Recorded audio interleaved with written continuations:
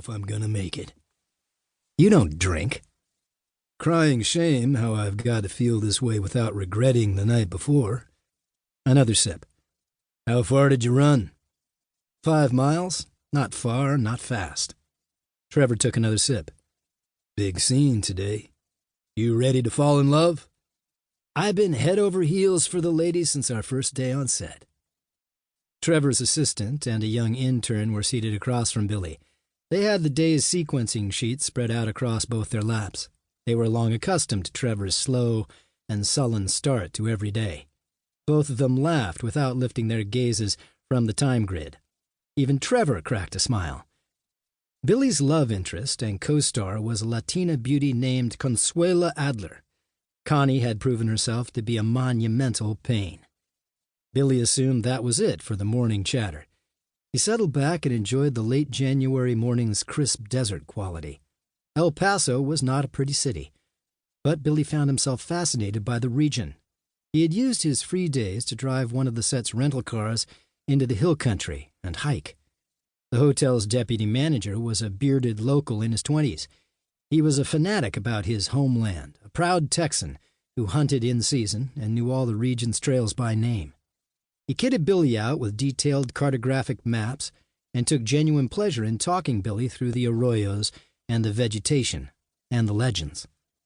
The highway connecting their hotel to the day's shoot rounded the city's downtown section, bringing them close enough to the neighboring hills for Billy to almost taste the sage and creosote and heat. Billy was mentally working on his next trail day when Trevor said quietly, "There's been talk." Good or bad? Trevor balanced a ham-sized hand. Could go either way. Trevor was not a man known for dealing in rumors. Billy slipped farther down in his seat, as far as his 6'2" frame allowed.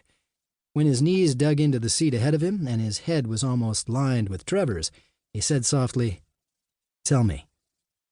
Trevor Cully was a massive African-American whose voice could stop traffic in the next county.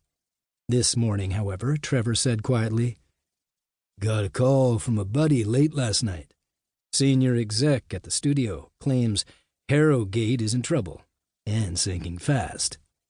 Harrogate was what the industry called a tentpole feature, a major project with a production budget topping $70 million. Tentpole films anchored the summer and Christmas seasons and basically drove the studio's bottom line. A failure of this size could push the studio into red for the year. "This is real?" "My pal says so." 2 questions, Billy said. Why does he think this is important enough to call you in the middle of the night? And what does that have to do with us? "Those are good questions," Trevor said. Billy gave his friend a couple of minutes, then elbowed the well-padded ribs. "Talk."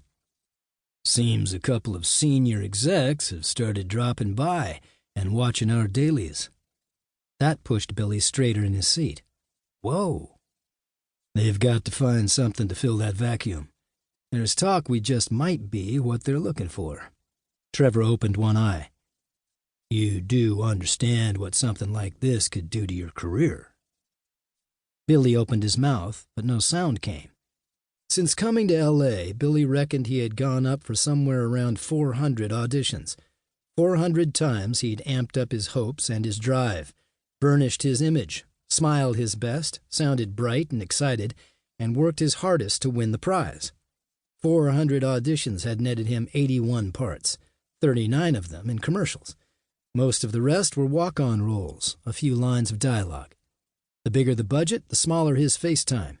This was just his 7th film where he had a starring role, and the very first which had more than a TV-sized budget, $11 million. Small potatoes for a studio feature, but still. It actually caused Billy a pain in his gut to think this might truly mark a real chance. Trevor showed Billy a gentle smile, the way Billy had seen him watch his twin girls, knowing a lot more than he would ever be able to put into words. Trevor then addressed him by his stage name. "You're going to be just fine, Billy Rose." Billy's throat was suddenly so tight it was hard to breathe, much less swallow.